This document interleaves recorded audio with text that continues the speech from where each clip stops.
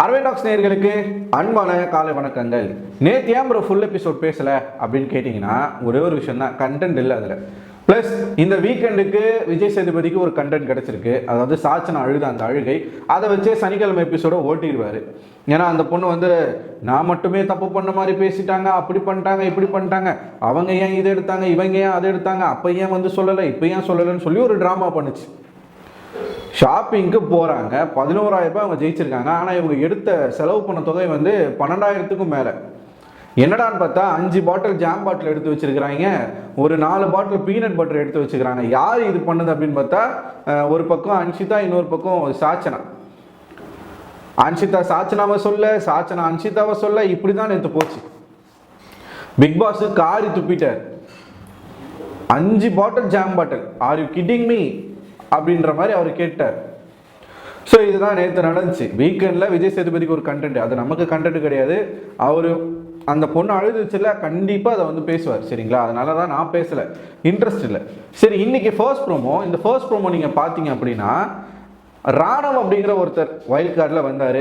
வாரம் சும்மா இருந்தார். அவர் வந்து நாமினேஷனில் வந்திருந்தாருன்னா அந்த முதல் வாரமே போயிருப்பார். அதுக்கப்புறமா ஒரு ப்ராங்க் ஒன்று பண்ணுறாங்க. பிக் பாஸே கடவுளாக பார்த்து ஒரு டாஸ்க் கொடுக்குற மாதிரி பிக் பாஸாக பார்த்து ஒரு டாஸ்க்கை கொடுக்க, அதை வந்து ராணுவம் கொஞ்சம் எடுத்து பண்ணி ஒரு ப்ராங்குக்கு மக்கள் வந்து பயங்கரமான ஒரு சப்போர்ட்டாக ராணுவுக்கு பண்ணாங்க. நானுமே சப்போர்ட் பண்ணேன். அது வந்து ப்ராங்காக இல்லாமல் இருந்திருந்தால் நான் சப்போர்ட் பண்ணியிருப்பேன். ஆனால் அது ப்ராங்க்னு என்னைக்கு வந்து வந்துச்சோ, அது ஒரு நடிப்பு தானே. ஒரு நடிப்புக்கு நம்ம உட்காந்து ஆதரவு கொடுக்குறதுல அது நல்லது கிடையாது அப்படின்றதுனால நம்ம சப்போர்ட் பண்ணல.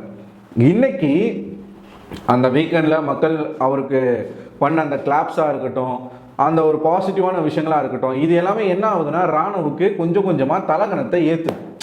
ஸோ மக்களுக்கு இதான் பிடிச்சிருக்கு போல, நம்ம இப்படி பண்ணுறதா மக்களுக்கு பிடிச்சிருக்கு போல அப்படின்ற கொஞ்சம் தலகணம் ஏறி போய் என்ன பண்ணுறான்னா இஷ்டத்துக்கு என்னென்னமோ பண்ணிக்கிட்டு இருக்கான். அதான் தமிழில் கூட போட்டிருப்பேன், ஆணவம் தலைக்கேறிய ராணுவம் அப்படின்னு சொல்லிட்டு ரொம்ப ஓவராக துடுறாப்புல. என்ன பண்ணுறாரு அப்படின்னா கேர்ள்ஸ் டீம் பாய்ஸ் டீம்ன்றதை பிரிச்சிருக்காங்க, ஹவுஸும் ஸ்வாப் பண்ணிட்டாங்க.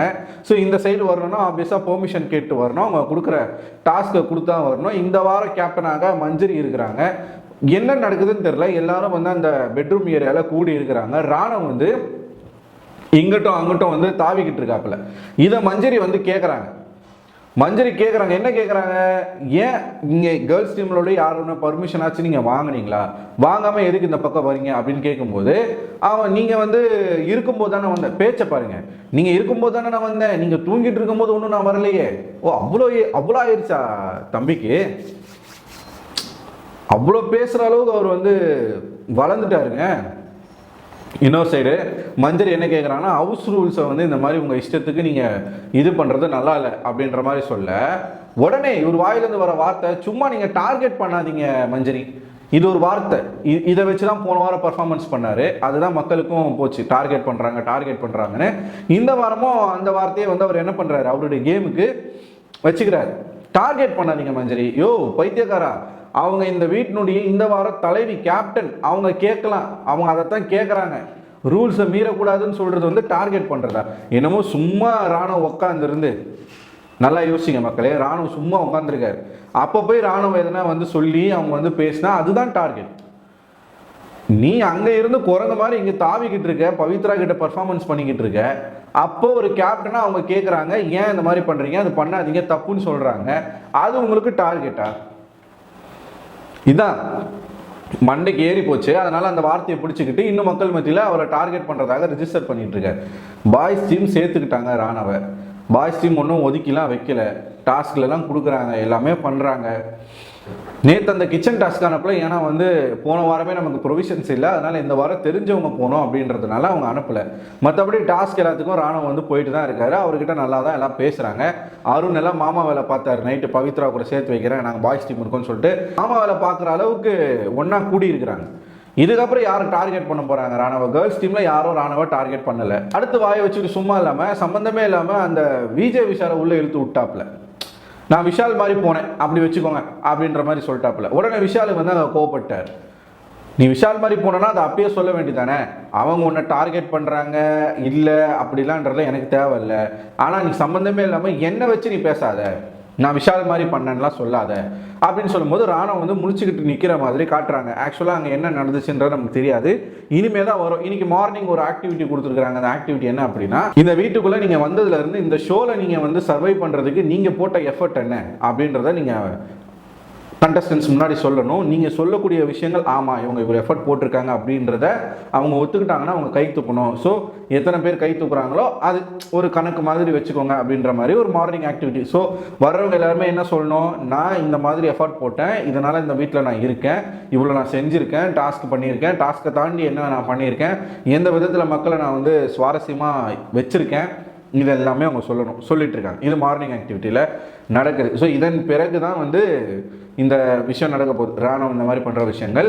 ஸோ வீட்டின் கதவுகள் வந்து திரைகளோடு மூடப்பட்டிருக்கு. வெளியில் ஏதோ டாஸ்க்குக்காக ஏற்பாடு நடக்குது அப்படிங்கிறது நமக்கு நல்லாவே தெரியுது.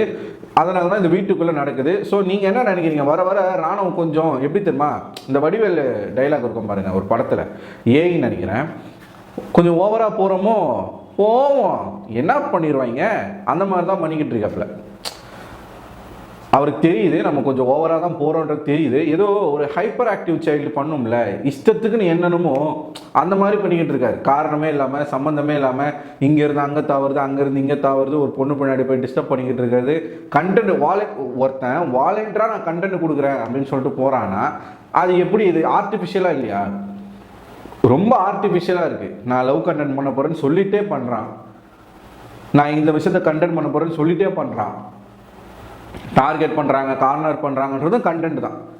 அப்படி ஒன்று இல்லை இந்த வாரத்தில். ஆனால் வந்து அதை வந்து சொல்கிறாப்புல. ஸோ ஒரு கேப்டனாக அவங்களோட பதவியில் இருந்துக்கிட்டு ஒரு கேள்வி கேட்குறாங்க, அதை வந்து எப்படி ட்விஸ்ட் பண்ணுறாரு பாருங்க. இதான் மக்களுடைய ஆதரவு கொஞ்சம் கிடைச்சிருச்சு அப்படின்னா அந்த ஆர்வத்தில் அந்த ஒரு ஹெட்வெயிட்டில் என்ன பண்ணுறதுன்னு தெரியாமல் நிறையா தப்பு பண்ணுவாங்க. அப்படி தான் ஒரு தப்பு பண்ணிக்கிட்டு இருக்காரு ராணுவம். இது வந்து அவருடைய வளர்ச்சிக்கு நல்லது கிடையாது, கொஞ்சம் வளர்ந்துருக்காப்புல.